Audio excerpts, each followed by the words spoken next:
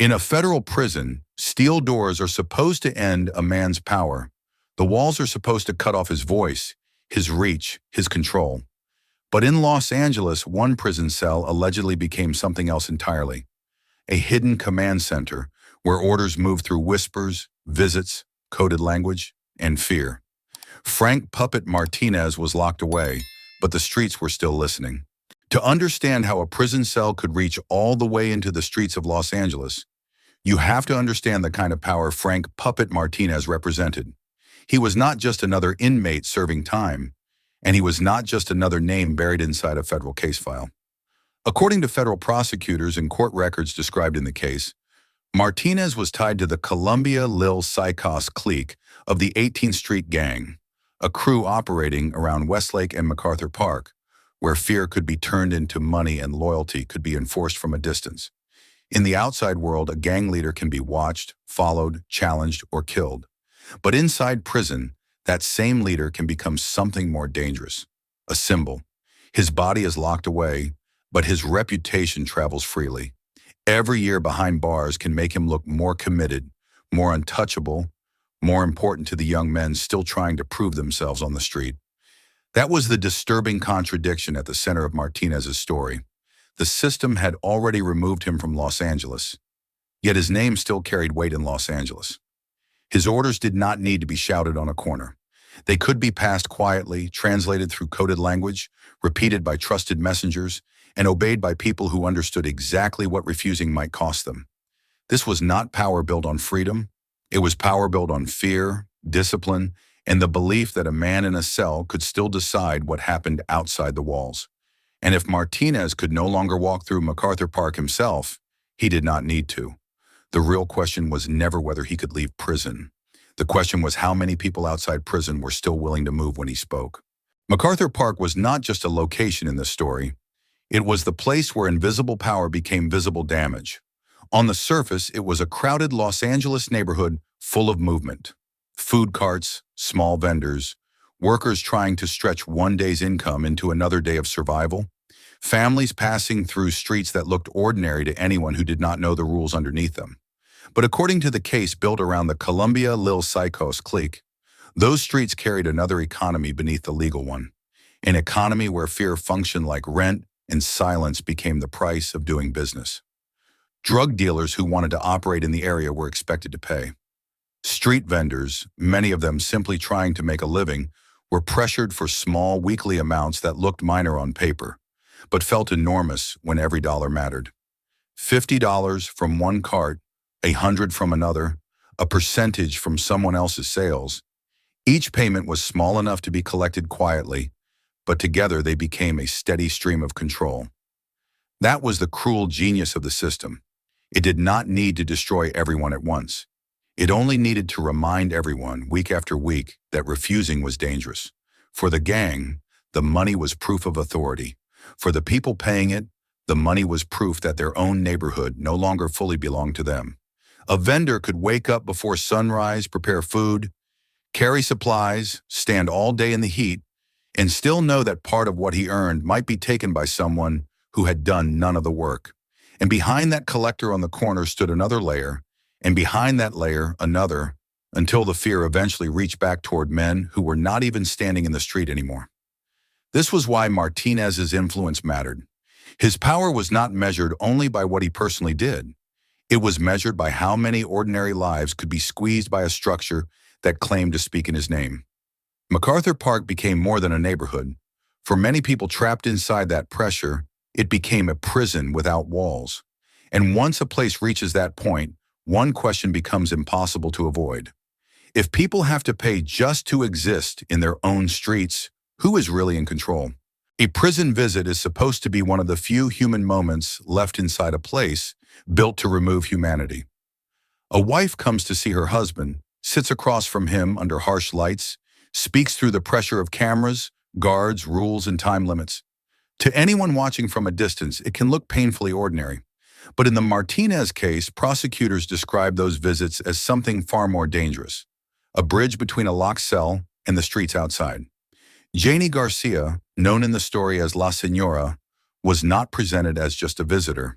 She became, according to the government's theory, one of the ways Martinez's influence could move beyond prison walls without him ever touching a phone on the street.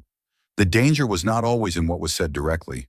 It was in what could be hidden inside ordinary words. A comment about collecting rent could mean pressure on someone new in the neighborhood. A phrase about cleaning things up could carry a darker meaning. A mention of someone needing medicine could be understood by the right listener as something no doctor would ever provide. That was the power of coded language. It allowed a conversation to sound almost normal while carrying instructions that people outside knew how to interpret. The visiting room made the contradiction even colder. Everything about the space was designed to monitor, limit, and control. Yet if the message was subtle enough, if the words were familiar enough, if the person receiving them knew what to remember and who to tell, the wall between prison and street became thinner than anyone wanted to admit. This is what made the system so difficult to stop. Martinez did not need to write an open command. He did not need to say every name in a way that sounded suspicious. In a world built on fear and shared meaning, one vague phrase could travel farther than a shouted order. And when that phrase reached MacArthur Park, it did not remain a phrase. It became pressure, money, punishment, or panic. So the most disturbing part of those alleged prison communications was not that they happened in secret. It was that they could happen in plain sight, inside a room everyone believed was being watched. But the most dangerous doorway in this story was not a back alley, a hidden phone, or a whispered message passed between gang members. It was a clean doorway, a legal doorway, one protected by the system itself. Because when a lawyer walks into a prison to meet a client, the meeting carries a level of privacy that ordinary visitors do not have. That protection exists for a reason. Without it, justice cannot function. But when that protection is abused, it becomes almost impossible to see where legal defense ends and criminal communication begins. And that is why the next figure in this case changed everything. He did not arrive looking like a street soldier. He arrived with a law license, a professional title, and access that most people could never get. Isaac Gillian entered this story from the side of the system that was supposed to stand above the street. He was not a young gang member trying to prove himself on a corner, and he was not a collector moving through MacArthur Park demanding payment from people who could barely afford to lose it. He was an attorney, someone with professional access, legal credibility, and the kind of privacy that the justice system protects because it has to. Attorney-client privilege is one of the foundations of a fair defense. It allows a person accused or convicted of a crime to speak honestly with counsel without fear that every word will be turned over to the government. But in the Martinez case, prosecutors said that same protection became a shield for something far darker. Gillian was accused of using his legal access not simply to discuss appeals or case strategy, but to help move information, instructions, and money connected to the gang's operation. That is what made his role so damaging. A street messenger can be searched. A phone call can be recorded. A regular visitor can be monitored closely. But a lawyer enters through a different door, and when that door is misused, the system is forced to confront one of its most uncomfortable questions. How do you protect constitutional rights without allowing a criminal network to hide behind them? According to the case, more than $1 million in drug and extortion proceeds moved through accounts connected to Gillian, and investigators describe repeated prison visits that helped maintain communication between Martinez and people outside. Whether the message was about money, discipline, or control, the result was the same. The man inside the cell still had reach. That is why Gillian's alleged involvement was more than personal corruption. It exposed a weakness in the boundary between prison and the outside world. The gang did not need to break through the wall when someone with permission could walk through it. And for the people living under pressure in MacArthur Park, the difference between a street soldier and a professional in a suit may not have mattered. If both helped the same machine keep moving, both became part of the fear. For years, that machine survived because each piece played its role. The prison boss, the trusted visitor, the legal gatekeeper, the collectors, the young men looking for status, and the ordinary people too afraid to refuse. But eventually, someone did refuse. And the entire structure began to shake over a single demand: $50. Every system built on fear depends on one rule. People must believe saying no is more dangerous than surrendering. In MacArthur Park, that rule had been repeated so often that it became part of the air. A collector could approach a vendor, demand money, and expect the answer to be automatic. Not because the vendor agreed, not because the money was fair, but because refusal could bring consequences no working person wanted to face. Then Francisco Clemente reached the point where fear and exhaustion collided.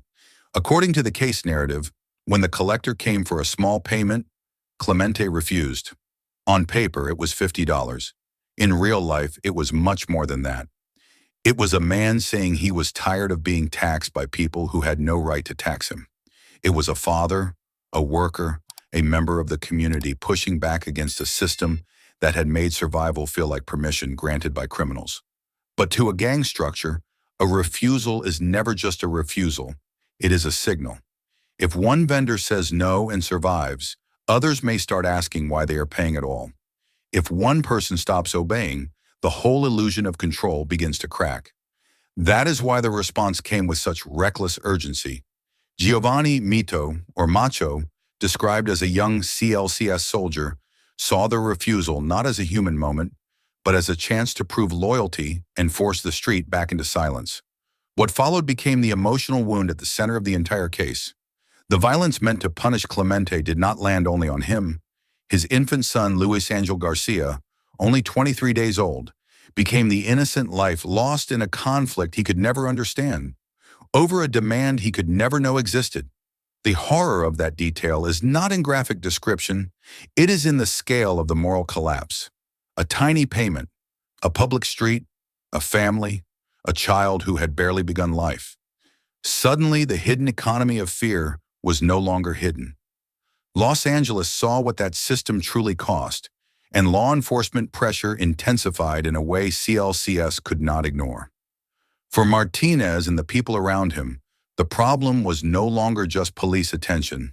It was heat, outrage, headlines, and a violation of rules even violent organizations understand as bad for business. The gang had built its power by making ordinary people afraid to say no.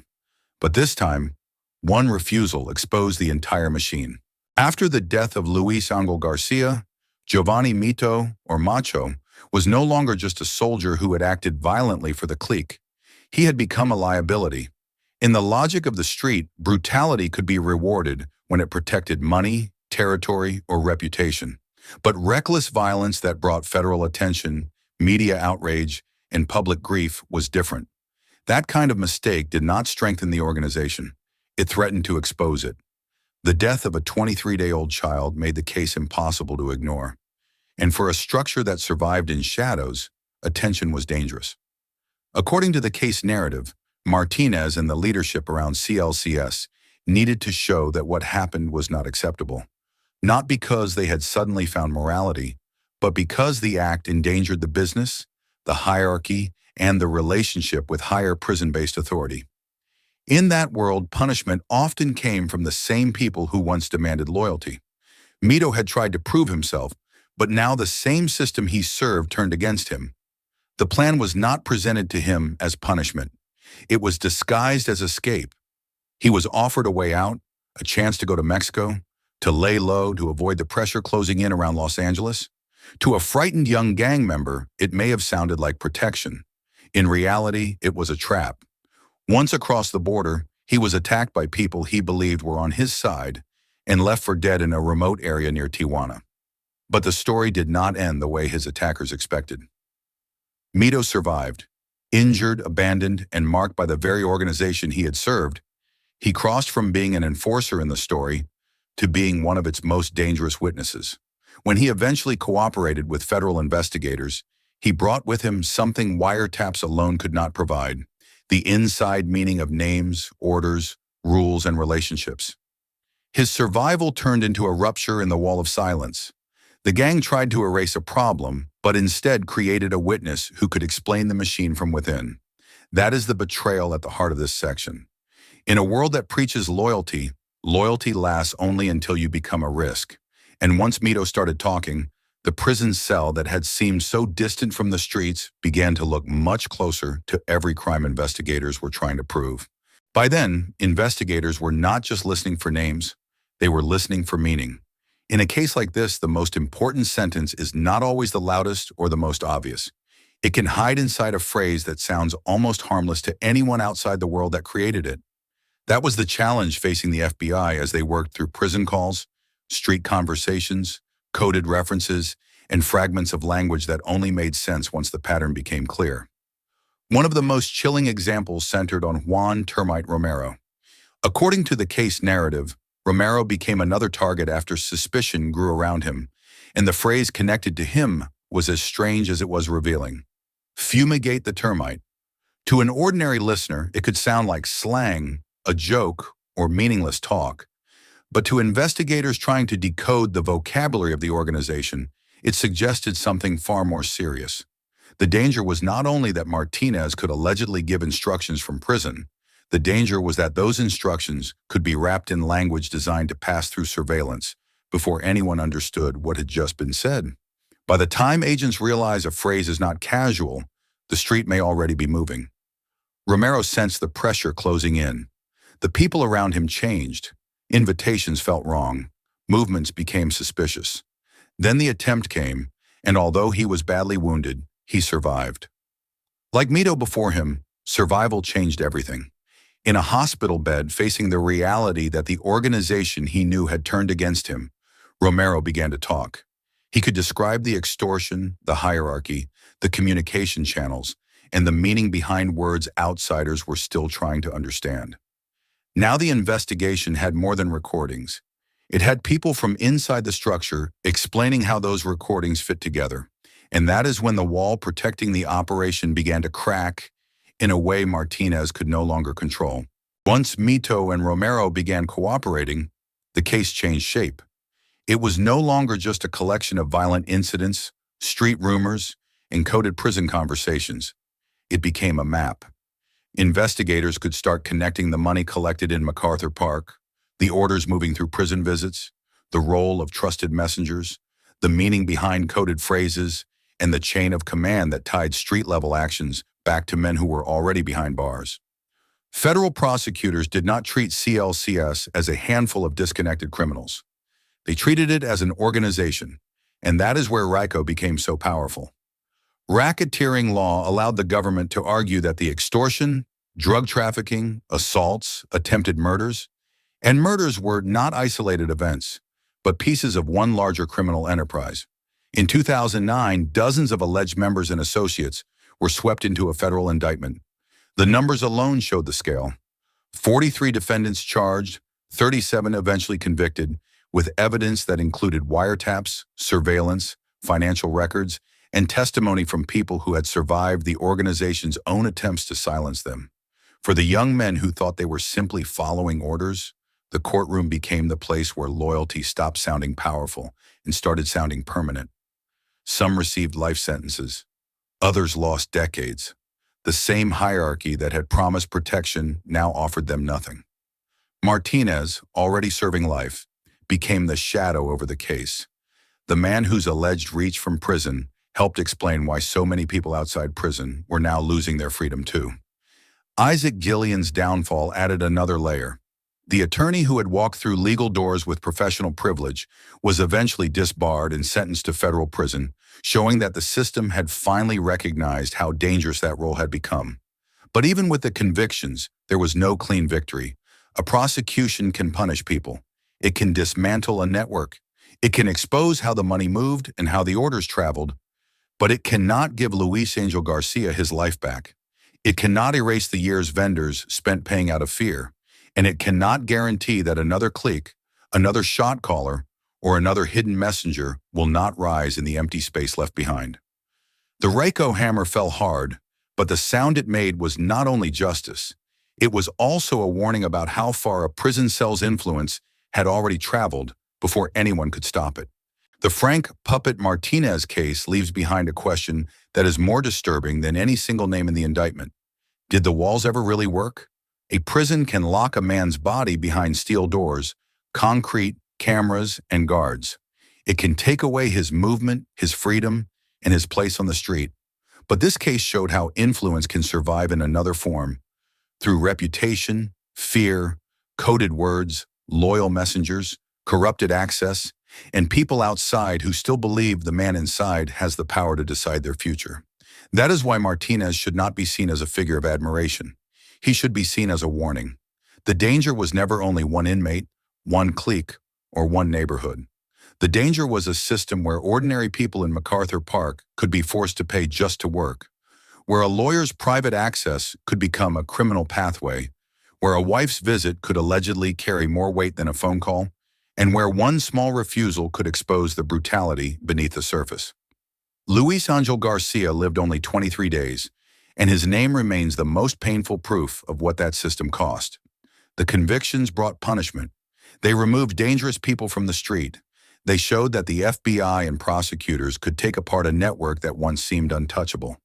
But punishment is not the same as prevention. A courtroom can close a case, but it cannot automatically heal a neighborhood. It cannot undo years of fear. It cannot change the conditions that make gangs powerful in the first place. In the end, the most haunting part of this story is not that a prison boss gave orders from behind bars. It is that so many people outside those bars still listened. And if a prison cell can become a command center, then the real question is not only who we lock away. The real question is what kind of power we fail to lock away with them.